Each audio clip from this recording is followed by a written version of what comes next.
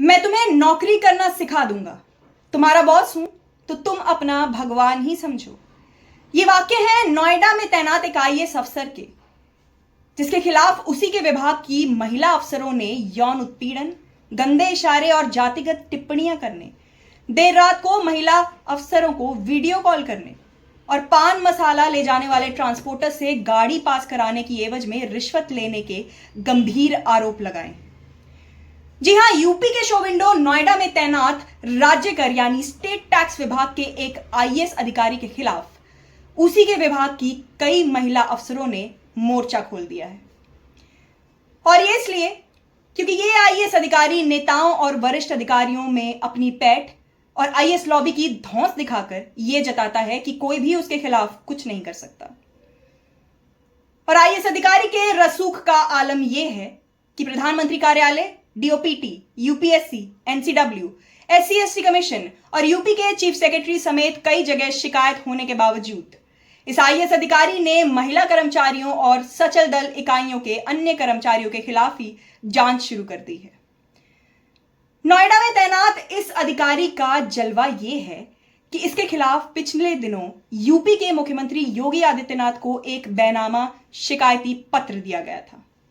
यह पत्र जो कि मेरे पास मौजूद है, इसमें इस अधिकारी के खिलाफ ऐसे संगीन आरोप लगाए गए हैं जिनकी वजह से सरकार ने अब इस अधिकारी के खिलाफ ही जांच शुरू कर दी है। यह पत्र जो मेरे पास मौजूद है, इसमें कहा गया है कि इस अधिकारी द्वारा बिना रिश्वत लिए कोई भी फाइल हिलाई नहीं जाती और यह अधिकारी दिल्ली और हरियाणा के पान मसाला ट्रांसपोर्टर्स के लिए एक एजेंट के रूप में काम करता है। और यदि कोई ट्रांसपोर्टर उसकी डिमांड पूरी करने में आनाकानी करते हैं तो एनफोर्समेंट यूनिट को उनका माल जब्त करने को कहता है। पत्र में लिखा है कि आरोपी आईएएस ग्रेटर नोएडा के जेपी ग्रीन्स में एक आलीशान फ्लैट में 2 लाख रुपए मासिक रेंट देकर रह रहा है और इसके साथ ही उसके द्वारा 8 लाख रुपए की सिक्योरिटी भी जमा की गई है। 1.25 लाख रुपए की मासिक तनख्वाह वाला ये आईएएस अधिकारी आखिर इतने पॉश इलाके में कैसे गुजारा कर सकता है? इस पत्र में यह सवाल उठाया गया है। इतना ही नहीं, इस आईएएस द्वारा महिला अफसरों के प्रति गलत डिमांड रखने और गंदे इशारे करने का भी आरोप लगाया गया है। इस पत्र में आगे लिखा गया है कि महिला अधिकारियों को सस्पेंशन, जबरन ट्रांसफर और छुट्टी पर भेजने की धमकियां देने का ये आईएएस आदी है। और तो और एक महिला अधिकारी को रिश्वत लेने के आरोपों में अपनी जान छुड़ाने के बदले में उससे फिजिकल फेवर लेने के संगीन आरोप भी इस आईएएस अधिकारी के खिलाफ इस पत्र में लगाए गए हैं।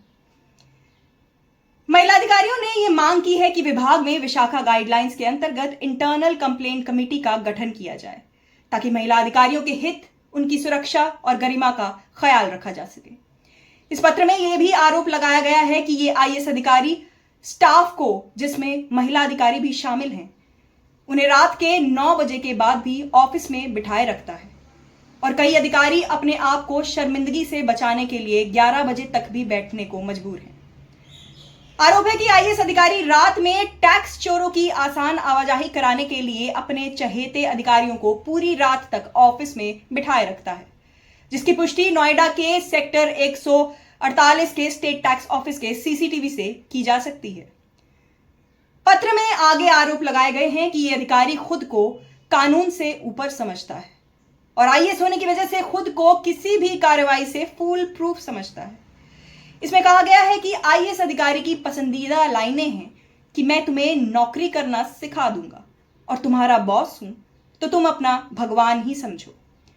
पत्र में आगे कहा गया है कि आईएएस अधिकारी की वजह से विभाग का वातावरण भययुक्त है और अधिकारी सार्वजनिक रूप से बोलने में डरते हैं क्योंकि उन्हें निरंतर सस्पेंशन, ट्रांसफर और फर्जी डिसिप्लिनरी एक्शन का डर दिखाया जाता है।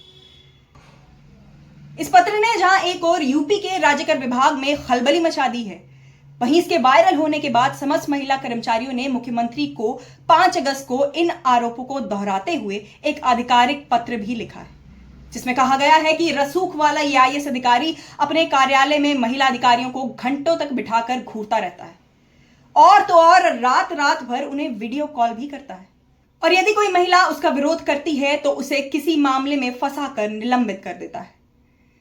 महिला अधिकारियों ने लिखा है कि जहां एक ओर प्रधानमंत्री बेटी बचाओ बेटी पढ़ाओ अभियान द्वारा महिला सशक्तिकरण का प्रयास कर रहे हैं, वहीं दूसरी ओर यह आईएएस अधिकारी महिलाओं का शोषण करके उनके मनोबल और अस्मिता को कुचलने का प्रयास कर रहा है। इन पत्रों को गंभीरता से लेते हुए प्रमुख सचिव मुख्यमंत्री द्वारा प्रमुख सचिव राज्यकर को जांच कर नियमानुसार कार्रवाई किए जाने की अपेक्षा की गई है। लेकिन इस आईएएस अधिकारी की बेशर्मी की हदें तो देखिए कि इसके द्वारा 11 अगस्त को जुलाई माह में अधिग्रहित पान मसाले की गाड़ियों की जांच के आदेश दे दिए गए हैं और इसके लिए उसके द्वारा 3 अधिकारियों की एक टीम भी गठित कर दी गई है। इस जांच में तेजी भी लाई जा चुकी है। शनिवार को वायरल हुए एक पत्र में समस्त महिला अधिकारियों और सचल दल इकाइयों के अन्य अधिकारियों ने राज्यकर आयुक्त से कहा है कि इस जांच के लिए 15 अगस्त को सार्वजनिक अवकाश के दिन भी कार्यालय खुलवाकर पत्रावलियों की जांच की जा रही है और इस आईएएस द्वारा अपने खिलाफ लगे हुए संगीन आरोपों से खुद को सुरक्षित रखने के लिए पुरानी पत्रावलियों की एक पक्षीय जांच केवल अधिकारियों की प्रताड़ना की मंशा से की जा रही है। उन्होंने मांग की कि यदि जांच होनी ही है तो इसे अन्य किसी निष्पक्ष कार्यालय द्वारा करवाया जाए। उन्होंने आरोप लगाया कि जांच की प्रक्रिया में वाहनों पर की गई कार्रवाई के दौरान शुरुआत से संबंधित अधिकारियों को जांच का अंग नहीं बनाया गया है और यह इस बात को प्रमाणित करता है कि जांच निष्पक्ष नहीं है। अब देखना यह है कि यूपी सरकार इस दागदार आईएएस के खिलाफ क्या कदम उठाती है। क्या महिला अधिकारियों की प्रताड़ना की मंशा से की जा रही है जांच किसी अन्य विभाग से करवाई जाएगी या फिर बेटी बचाओ बेटी पढ़ाओ का नारा देने वाली ये सरकार अपनी ही महिला अधिकारियों के उत्पीड़न पर आंख मूंद लेगी।